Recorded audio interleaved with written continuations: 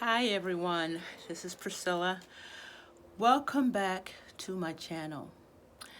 Do me a favor while you're here, if you're new, thank you for joining us. Click that subscribe button and then click that little bell that you get a notification each time I do a video. So thank you for joining us. Listen, today we're having a conversation about meditation. What is meditation? Why do you want to meditate? And how do you meditate? Let's begin with acknowledging what meditation is not. A meditation is not occultic. Meditation is not paranormal. Although there are principles connected to the occult and the paranormal that meditating will increase and facilitate, but at its foundation, it is none of those. Meditation is not about making your mind a complete blank. That's not what meditation is. It's not about having thoughts in your mind that are not yours. It's not about making your mind a complete blank. It's not about trying to find stillness in the silence of you not knowing what's there. Okay? I think we have a misunderstanding of that concept. What meditation is, though, it is connecting to yourself, connecting to your own thoughts. What it does do, it helps you grow in spiritual awareness. It prevents, it gets rid of all the illusions of this 3D construct. I can't say it really a better way. It gets rid of the illusions in this construct. It helps you see the truth of who you are. It helps you see the truth of basically everything. What it does do, it dehypnotizes you from dependency on the illusions. Okay? It's not dwelling on problems or sitting and letting your mind run away with you, so to speak. It's not sitting and rehashing a problem over and over and over again. It's not that. It's not having control of what you are thinking. It's not that. It's not like sitting there and trying to figure out the same thought over and over and over again. That's not it either. What meditation is, though, it is training the mind to be still. Meditation is training the mind to be still. Okay? So take, for example, is concentrating to the utmost degree on your latent mental abilities. Okay? It is concentrating and training your mind for stillness. It also helps you with compulsive cravings, and it helps with fits of emotions. Okay, it helps calm your inner man. It helps calm the subtle bodies that are a part of you, that connects you to other dimensions. That's what meditation does. All that we are is a result of what we think. Everything that we are is a result of what we think.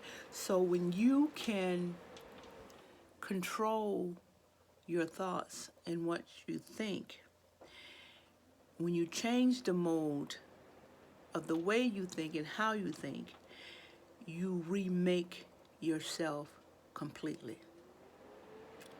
When you control your thoughts and know what thoughts belong to you, you remake yourself completely. And you do this through meditation. You do it through meditation. Some people get right into meditating and stick to it. Some people go the route of prayer and then meditation and then affirmation. No matter how you landed here, meditation is very, very helpful, particularly in your spiritual self-care practice. Okay, one of the biggest component of spiritual self-care is having a meditative practice. Is practicing stilling your mind, stilling your body for a period of time. There's a scripture in Psalms that says, "Be still and know that I am God." That's a powerful affirmation if you so choose to use it. Spiritual self-care practices, and this teaching is part of my series on spiritual self-care. Spiritual self-care practices are necessary. Meditation is a necessary component to have a successful spiritual self-care and to grow in spiritual awareness, to grow in wisdom, in all understanding of things of the spirit. Meditation will help you do that. Okay, meditation will also help you to know who you are. And the thing about meditation is we're not running a marathon. You know, you're not running a marathon. Well, if I do this meditation for this long a period of time, I'm going to be able to do this, or I'm going to be able to do that. It's not a marathon that you start and hurry up to the finish line. It's not. Meditation will do the 3 stages of meditation, okay, that a person goes through. And you can normally tell which stage a person is by their behavior. There's a scripture that Jesus said, "You will know them by their fruit." You know, you will know them by their fruit. You will know what type of meditative practice a person has by their behavior, by what they allow to affect them, by what they respond to what affects them, how they project what's on the inside of them to the outside. Meditation will squash all that. It will squash all that. It will just tone it down. But there are 3 stages to meditation. There are 3 stages. The first stage is when you realize through meditation that you are not your body. Okay, you are not your body. The second stage of meditation is when you come to the realization that you are not your mind. Okay, and the third stage of meditation is when you discover who you actually are. When you discover who you actually are. Now, part of spiritual self-care, the practice, having a consistent practice of spiritual self-care that involves several different